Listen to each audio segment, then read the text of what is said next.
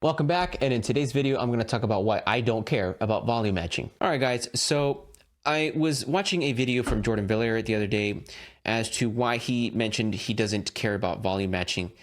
And since I took his course many years ago, I didn't realize how much I actually took away from his methodology. And what I realized was that I used to obsess crazily about volume matching. Like, it had to look exactly the same on the meters whenever I would make an EQ move, or compression would have to be the exact same way on the meters. Like if it was -12 and I had compression, it would have to be -12 on the meters after compression. Or if I boosted EQ and it was -12, it would have to be -12 again on the meters after the boost. Like just shit like that, you know what I mean? And I noticed that that was causing my mixes to sound dull, very flat, very not exciting, just very non-exciting and dull and flat. And what I realized in that video when he mentioned how that when he boosts, he only brings it down enough to where it sits well in the mix again. And if it's a little bit louder than it was last time, he doesn't really care about it. I realized that's something that I did instinctively. Like I didn't realize that was something I was doing. And so I want to show you guys, if you haven't seen that video already, what he was talking about and why you guys shouldn't obsess like I did over volume matching every single one of your moves. Now let's take a listen to the song that we worked with on Monday's video.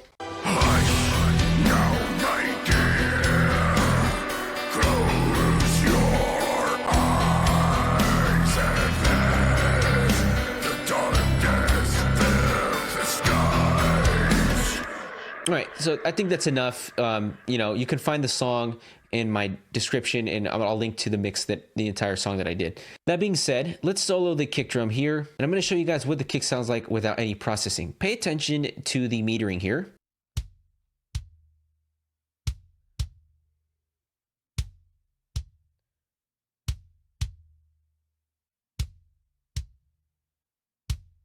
All right, so we're averaging like what, -9, -9.5, something like that.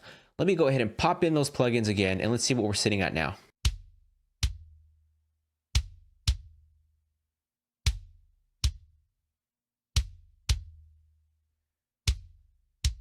We're like literally a whole 3 dB greater than what our starting point was. And that's the thing, man. Like, I didn't realize that was an issue until I saw that video, and I was like, holy shit, I think that's when I stopped doing that, is when my mixes got a lot better and I stopped worrying about the most minor details like that.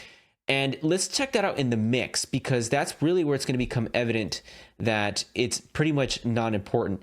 And if I would have tried to volume match it back to that 9 dB area, it would have not gotten to the point in the mix where it was sufficient to be audible, powerful, and punchy. So here's that kick drum without any plugins going in.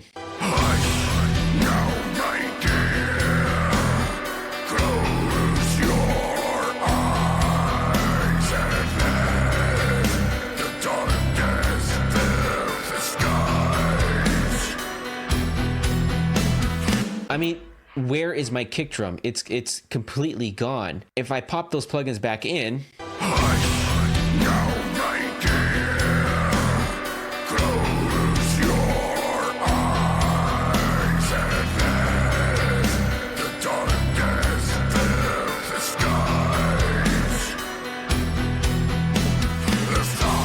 I mean, it all comes back. That volume difference is what's helping it a lot. I mean, I don't know. Let's check out a different area like fucking guitars or something.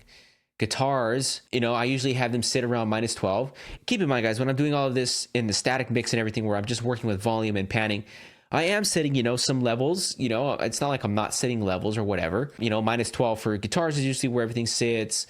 -15, -12 is where my bass. -6 is where my kick and snare drum, yada, yada, yada. But as the mix progresses, you have to adhere to the philosophy of adaptation. So when you're making these moves, you can't just obsess over the volume. Oh, it has to be -6. It has to be -9. You have to get it to the point where it's averaging in the same area. But if it's a little bit louder or a little bit less, that's okay. Don't get too caught up in making it 100% the same volume that you did. And I'm telling you guys, I did that for years and my mixes were garbage. I don't know where I got it in my head that I needed to constantly be volume matching every minor detail. When I hear that shit online, that shit pisses me off to no end because I've learned my lesson and I still hear it repeated. Jordan was the only one that I've seen that mentioned that, where he says, I pretty much don't care about volume matching when it comes to gain staging your plugins and minus 18 dB, minus 18 dB. Dude, fuck all that, dude. I don't know what else to say other than you have to get over that fear of having complete control over the entirety of the circumstances of the mix and just work towards the end. If you have that North Star of the ending in mind, then you can kind of just adjust for your course. You know, you have a course, a certain destination, and then boom, you adjust that course to get to that destination. So if your kick drum ends up being louder, well, maybe that's because that's what your mix needs for your kick drum to be punchy. You know what I mean? So enough of that rant. I just thought I'd throw that in there because that does get under my skin a lot. Like if I check out the guitars, let's see what they are at prior to any plugins.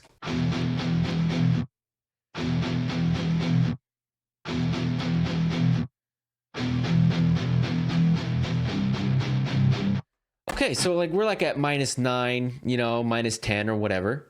Let's see where I'm at with the plugins engaged.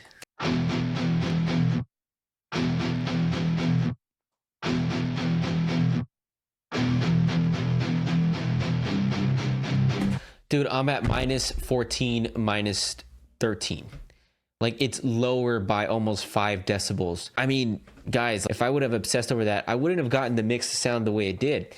You know, I mean, and there's numerous examples of this across the mix. Let's see, because the biggest example of this is going to be the snare drum. I can already know that much. So let's go ahead and bypass the entirety of the plugins on the snare, and let's see where it's peaking on the snare drum.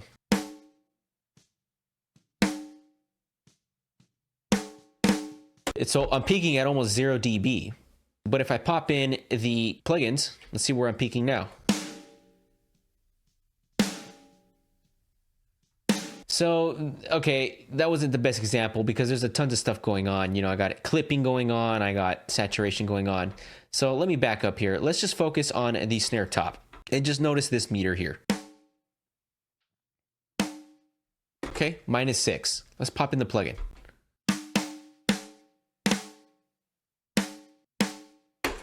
Okay, I'm like, what, -9? What was that? Yeah, like -8. And that comes down to compression and all that stuff. But nevertheless, I'm not peaking at 6 dB. Like if I was dead set on making sure that top snare mic was peaking at -6, I probably would have ruined the mix. You know, I had to adjust because, you know, I'm adding a snare sample and, you know, there's the snare bottom mic as well.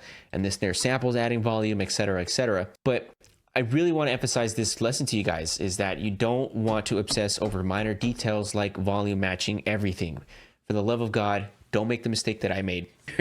You're going to save yourself a ton of years and headache if you get that point across very early on.